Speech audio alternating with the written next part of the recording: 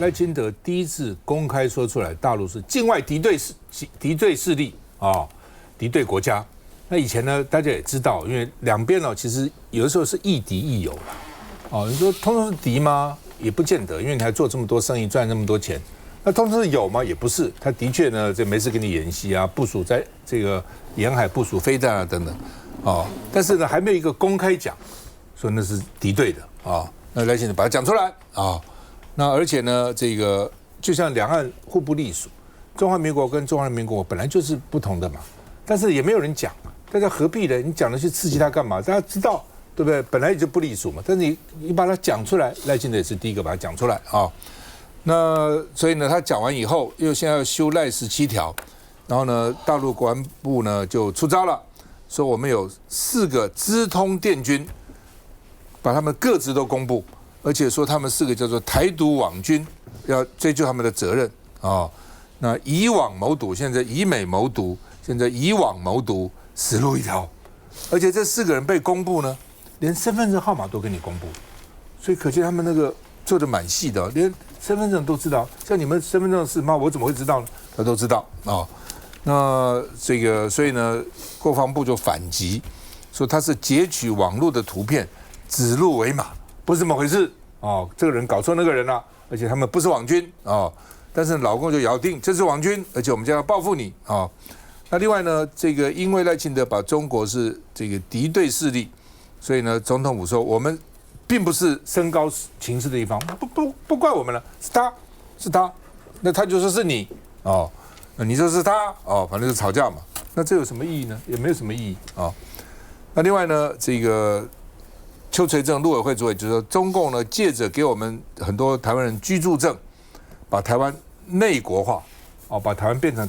就是国民变成他的国民的意思了干嘛他说不能拿他护照，我相信没有台湾人要拿他护照，拿他护照干嘛？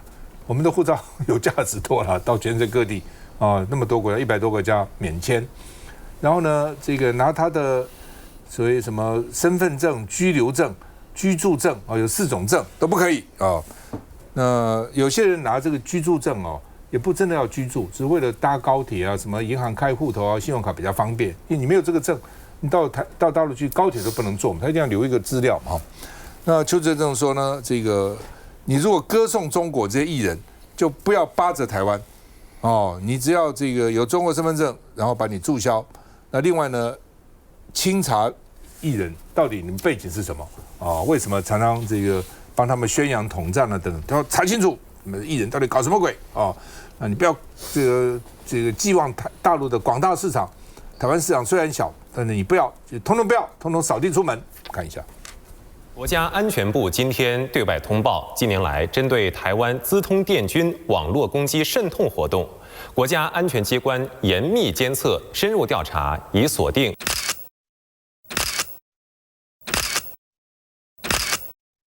大陆国安部再出招，公布4张号称是中华民国资通电军的士官兵正脸清晰照，还把出生年月日、身份证字号全写出来，指控这些人对大陆进行网攻。资通电军在用的数十个网攻平台，对大陆开展网络渗透活动，攻击渗透关键信息基础设施，大量发送钓鱼和反宣邮件。大陆国安部还发布影片，配上骇客画面，绘声绘影的说被我国军如何网攻，而且这也不是第一次这么做。去年9月同样公布了我资通电军人员照片，但这次明显公布内容更详细，反制赖17条的味道很浓厚。对此，国防部表示，中共这些手段都是抹黑，截取网络公开图片，指鹿为马。资通电军会持续捍卫数位疆土。而陆委会最近也开始对台湾艺人有所管控，是谁似乎早已锁定。锁定中国梦，祖国颂，向祖国告白吧。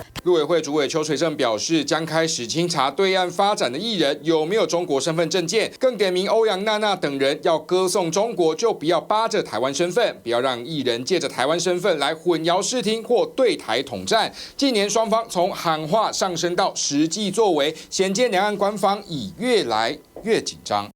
我觉得中共当然是步步进逼啊！他公布我们这个资通电军这4个人，如果这4个人就可以去瘫痪中共的这个国家网络等等，那这4个人真的是太厉害了。可是相比之下，如果你看国际上对于台湾的警告，就是说台湾从2024年开始，每天就有240万的网军攻击，每天哦每秒是1.3万，而且80%都是针对我们的政府。所以大家所知道的，台湾过去所传出来很多的各自外泄、交通部等等的这些重要的网络被骇客入侵等等，这后面到底是哪里来的？因为微软也曾经公布说，有7个国家是不断的遭受这个网军攻击最激烈的，其中包括了就是以色列、乌克兰、美国，还有台湾、英国等等，都是这几个民主国家。中国从来没有在上面，所以中国现在找一个理由就给我们扣帽子，说：“哎呦，这4个人是我们资通电军去骇客他们的中国的这个国家安全啊、网络等等。”这个其实就是一种把台湾好像是视为一个敌人，甚至把台湾扣上这个攻击他们网络的帽子。可是相较之下，从各种的数据显示，台湾才是被攻击的一方，而且我们的数发部、我们相关的部门都努力的在守护台湾的网络安全，守护国人的个资，守护我们在不管是海底电缆等等的这些网络通讯的安全，这个才是我们现在在做。我们在做的是防御，而不是攻击。同样的，你说我们这些艺人也是被逼表态啊，他们被逼表态，必须在网络上说，台湾的名称就是中国台湾省。我相信所有台湾的艺人都不会想要做这件事情。如果不是后面有一个压力，他们也不必要在网络上这样子伤害台湾国人的心。所以这些人的背后到底是什么样的力量？这些人他们才是被压迫、被逼迫的一方。同样的，刚刚所讲的，不管是大阪世博，或者是南非代表处等等的这些问题，后面当然也是老共的打压。所以老共对我们的攻击，不管是从网络，不管从艺人的言论，不管是从这些国际的生存空间，每一项都是在危及台湾的生存跟国家的安全。建平。赖清德赖17条呢，他典型的在做一种政治操作就是说他明明在台湾内部呢在打压政敌，在搞他的大罢免，可是呢他大罢免呢，他要一直加油添火，给他很多的这个话题性。结果呢，这个话题性发现说打内政，因为现在国民党呢已经整个转到民生部分，比如说要求7天假等等呢有得分，所以呢他发现说不能够跟国民党呢纠缠在民生议题，因为民进党的风评现在很差，所以呢他现在又要援引外部敌人呢来巩固得到他在国内的政治利益。那外部敌人最好用的永远就是对岸的共产党。那赖17条其实他要的就是这个效果。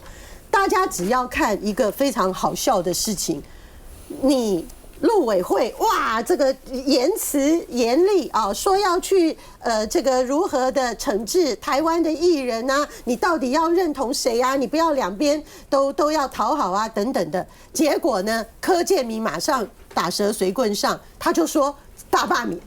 请问了，罗志强是艺人吗？谢龙介是艺人吗？那他们又不是艺人，他们又没有在大陆得到发展，他们又没有去央视那个做晚会，那大罢免跟他们跟那个艺人有什么关系？可是这就是民进党的阳谋啊！他就把这件事情呢，接下来又要把它做成大罢免的一个动员。那到时候罗志强就又更倒霉了。当他发现他要去弄的时候呢，那个跑来跟罗志强抗议的时候说：“你们的艺人为什么要去中国大陆？为什么要那个？”罗志强满面豆花，因为他只不过可能跟欧阳娜娜家庭在同一个选区。我的意思就是说，民进党的逻辑如此可笑荒谬，可是台湾就有那么多的脑残粉。不相干的事情呢，就要一再的中计。我真的跟大家讲啦，川普时代来临了，你以为国际的敌人呢，有时候可能是你的朋友，你以为的朋友可能是你的敌人。就以世博会的问题来讲，世博会台湾最风光的一次就是15年前啦，就是我们台北市整个到上海去办世博会那一次，台北还有一个馆呢，那一次台北市。我今天跟大家讲一个内幕啦。我在1年半前去协调，对岸呢是要把台湾放在港澳台区弄一个片区。我一看那个规划，我当时就跟他说：“你们如果这样子呢，我们就来不了了哦，这件事情就免谈了。”我说：“开玩笑，我们台湾如果被你矮化到港澳台区，我们台北市政府还能来吗？那上海啊，友善到什么程度？你以为的敌人，人家对你多好？比日本，我再讲一遍，大家看看上海的规划，因为我们的这样的提出呢，它直接开一条路。”在它的那个整个规划区本来没有路的，它硬开了一条路，很宽哦。大家有去现场看，非常宽的道路呢，把台湾跟它的香港、澳门呢完全隔开两区。它为我们做到这个程度。好，那你看看日本，日本跟我们有多好，不铁杆兄弟吗？丢脸死了！台湾的经济部相关单位偷偷摸摸的要用一个什么玉山。什么 Tech Road 啦这个科技世界啦，什么玉山什么科技公司啦，希望偷渡一个 TW， 就只不过这样子想要安抚一下台湾内部的心情。日本连他的那个外务省马上就说绝对不行，你民间就要民间到底，一点颜面都没有，而且不给我们用台湾。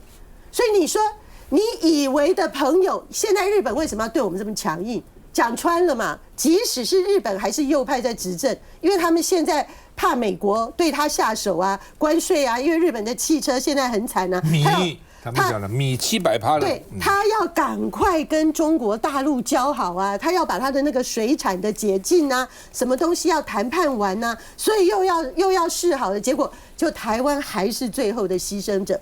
我真的拜托。在高层的人呢，你不可以完全只为了你自己的利益呢，真的把民间的经济活力、能力各方面都全部不顾。如果这样的话，真的你不配为做台湾现在的执政党。我真的很诚恳的呼吁呢，民进党一定要悬崖勒马。虽然我当然也知道我讲这可能是废话。所以你看，永平当台北市副市长的时候，替台北争取到这么多的这个权益啊，还要被人家讲你们这些都是中共代言人。这时候有时候常常讲嘴巴天天在讲爱台湾的，其实都在害台湾，破坏台湾的水土啦，那个光电啦，在台南搞成那样，那都是绿的民进党啊，对不对？反而真正爱台湾的被人家抹红，被人家戴帽子。休息一下再回来。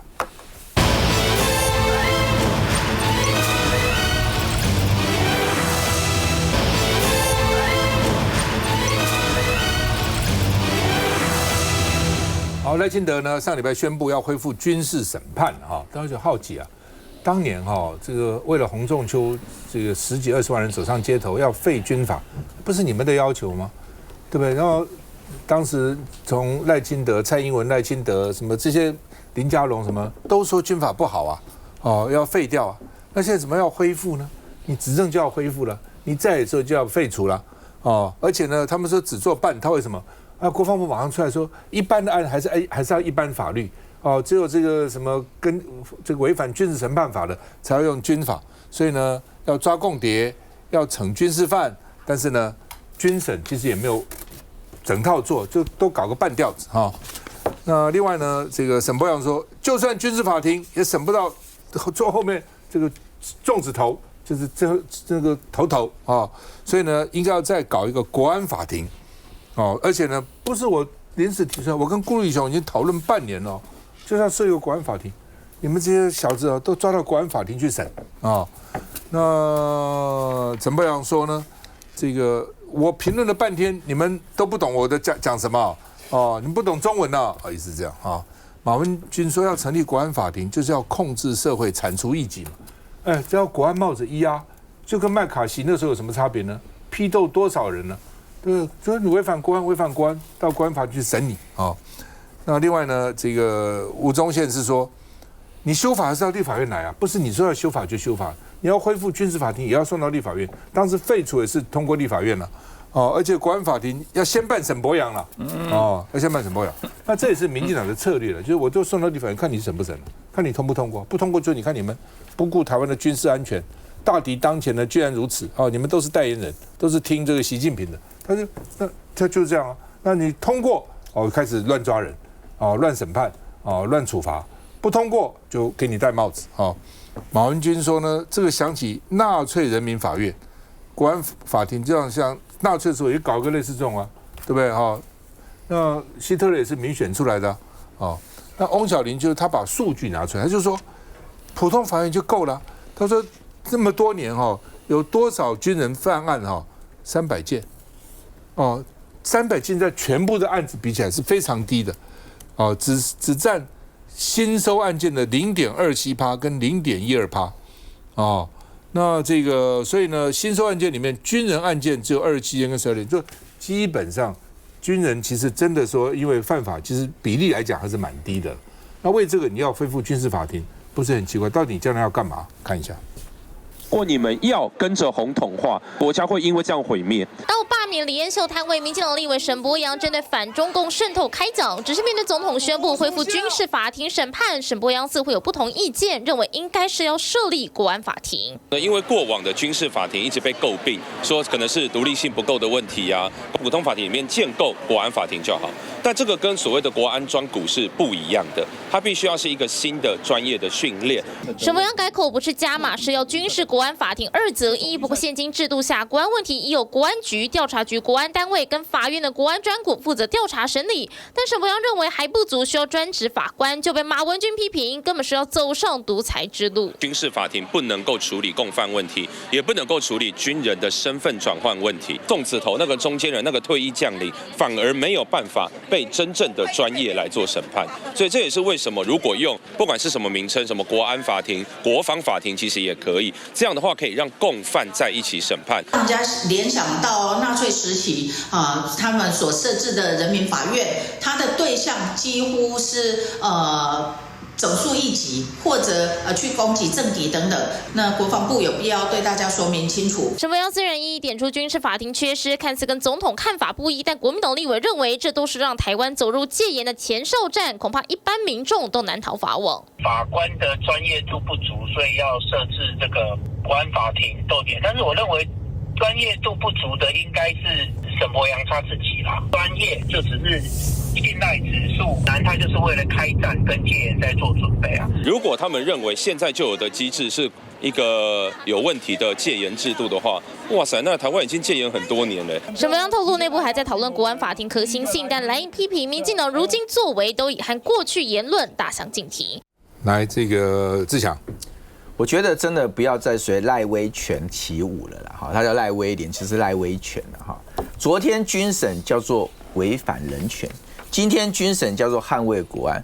各位，你不要只被军审那个题目吸走，赖17点正在为准戒严铺红地毯了。我跟各位讲2个重点，要直球对决这2个重点。国民党今天就是准备直球对决这2个重点。第一个是什么？定位中共对岸叫做那个境外敌对势力，陈水扁、蔡英文都讲不出的话，他讲出来干什么？就是什么？把台湾带进准战争状态。其真正的目的就是要在境内找敌人呐。讲白了，哪是境外敌对，是要在境内找敌人呐。所以赖17条，就威权17条才是真正它的重点。所以前一句是是属于准战争状态，后面那个17条是准备1%戒严、2%戒严、3%戒严，切香肠式的把你带到准戒严状态。为什么今天国民党提出了所谓的反战争跟反戒严的公投，就是要在这个战场上跟赖清德直球对决啊？你赖清德，你曾经说过要更大的民主嘛？那你昨天要军审，今天不要军审，你变来变去，为什么我立法院要随你跳来跳去呢？那很简单嘛。我们今天你既然赖17条你开始一步一步1%、2%、3%、5%的往戒严方向走，我们帮你一次到位，用更大的民主跟大家讲说，今天来一个反戒严公投，我国民党反戒严呐。那民进党，如果你真的那么爱那个赖17条、赖威权17条的话，你就鼓动你的民众更大的民主出来投，说我支持赖清德戒严，我支持台湾变乌克兰。那这是第一个，就是说直接跟赖清德讲。那我也告诉大家民进党算盘很清楚啦，他今天就是拿着17条分作17个法院，齐凯哥知道啦，17个法院进到立法院。你如果今天你不同意，他说你中共同路人，你同意，然后呢，他让你的支持者里面中间内讧，那说完真，你说民进党讲什么都同意，那干脆民进党多数执政算了。所以他的阳谋是非常清楚的。那今天我们告诉大家一件很简单的事是什么？我们过去我们国民党跟民众党，我们加起来是立法院的多数，我们是民选的多数。他每天说出我们毁宪乱政，他说用更大的民主解决我们这些毁宪乱政的人，那很好啊，我还你一个更大的民主啊，更大的民主是什么？就是公投嘛。那今天反建构出来，我要一切都解决。你那国安的什么17条，你的赖威权17条进到里面，我跟你讲，我就直接跟大家讲说，不要担心，我最支持赖清德，因为这17条哈都叫做小戒严哈，我直接送你一个大戒严嘛。你们今天8月23号就公投了，民进党动员全民进党支持者支持赖威权来戒严，你只要通过赖威权戒严，17条算什么？370条你都可以过，什么？那个附中艺人的言论你要管制，不用管制了。附中艺人那个你直接抓去关都可以啊，因为按照戒严时期，你本来该做什么就做什么啦。我再跟他讲一件事，除了军审时空这个浊世今非，我举个例子，以前刑法100条，还记不记得废除刑法100条，就是不让你说用什么这颠覆国土啊，那种所谓的叛乱的这种所谓的惩罚意图犯、思想犯跟言论犯嘛，变成要着手实行要去惩罚嘛。可是今天你会发现，他的为什么讲那是要准戒严？他既然一条一条框过去，他已经开始要去惩罚言论犯了嘛。我不是说今天这些人做的对不对，有些言论我也反对啊，那言论很夸张，我不赞同啊。但是我们是不是一个民主自由的国家？所以我们今天跟大家讲，就是说，你将来要进来的时候，我也是很简单嘛。我们现在国民党的立场很简单，民生优先，国安公投。你任何一些搞扣红帽的公投进来，那个法案进来的话，我就一句话打你回去啊！公投之后爱怎么样随便你，但是这个会期我就是所有的还钱于民、还价于民，所有的民生法案，你要愿意跟我们谈，我们优先审。继开，很多的这个独裁啊，都是假这个国家安全之名。现在如果说像民进党讲或赖清德讲的，所有军人啊、什么退将啊，被这个中共那边渗透，那你就把保防做好啊！你一下子也不沟通，也不跟我们讨论，现在连内容没有，你就一下子就丢出来说你要恢复这个军事这个审判，这不是往一人独裁往一人独裁跟这个方向在走吗？这是我们台湾要的吗？你之前不能好好跟我们讨论吗？现在更严重的哦，现在沈伯洋跳出来，他现在已经又跳脱往那个金法又往前面跳一步了嘞，他要的是国安法庭他的重点是什么？一共不是只有要办军人，现在赖清德本来讲的那个跟我们公布的是什么？只有现役的军人才有这个军事审判问题。沈伯洋讲的不是，他已经跟国防部的部长顾立雄讨论了半年了，他要的是什么？国安法庭的，包括说你跟他如果是共犯的话，他要一起办这个多严重的一个事情，他连跳脱宪例，他等于是推翻了赖清德跟我们宣布的这个内容。他要抓后面的粽子头，他后面的霸占逃啊。军审是抓军人啦，但是国安是抓人民啦。所以你看是多严重，而且他直接讲，他已经跟顾立雄已经讨论了大半年了。所以后来你终于弄清楚了，为什么本来民进党所有的立法委员、国防那个外交委员会本来是要陈冠廷去当召委，对不对？听说后来是什么？赖清德还打电话去陈冠廷讲，说这个是我们已经设计好的，他就是来推动我们这个法的。你看，从赖清德、从顾立雄、从沈伯洋，他们在大半年前，他们已经铺了一条路，要往这个比较强硬，不管是军事审判的国安这个法庭，他们在走这条路的。这是台湾要的吗？我们一直在讲说，我们台湾是个民主自由的一个社会，不能够随便去侵犯这个人权。那你至少跟我们讨论啊，现在没有啊，一个红帽子就扣下来，然后他说1个月内要给我们法案嘛，对不对？结果沈伯洋现在要出来捣蛋了。我在想，如果说真的要弄这个国安法庭没有错，第一个嘛。把沈伯洋抓来办啊，对不对？他不是只有诚信问题他一开始讲说是从私人的这个钱，后来弄到已经很清楚。我们刚才讲，川普去查一些不当的钱都流到他办的这个基金会，什么台湾民主实验室里面去。他不只是诚信已经有问题了，你拿了人家的钱，你是拿钱不办事吗？美国到底要你做什么事情，或者你拿这笔钱要做什么？你没有跟我们交代，你还是国防外交委员会的这个召委，你知道多少的机密？你现在又是要实行赖清德跟顾立雄这个他们这个整个设想。台湾会不会被你们害死啊？你们至少跟我们讨论嘛，不要每次一下子你们已经讨论了大半年的事情，随时丢出来，要我们全部的台湾人都要接受。按民进党的定义说，拿美国人钱没关系了，做美谍没关系，就是这样嘛，否则就沈伯洋应该送到国安法庭啊。对啊。我跟你讲，国安法庭，然后呢，要不要国安监狱呢？要不要国安监狱？国安法庭一定要国安法官啊，对不对？找一些人来做国安法官啊，对他们御用大审判的时候。然后呢，国安法官、国安法庭和国安监狱啊，都关起来，到时候你们小心，你们都关起来，你们都是讲话哦，这个没有支持民进党，他刚刚在讲，我就在烦恼了，关起来，休息一下再回来，不用改那反正啦。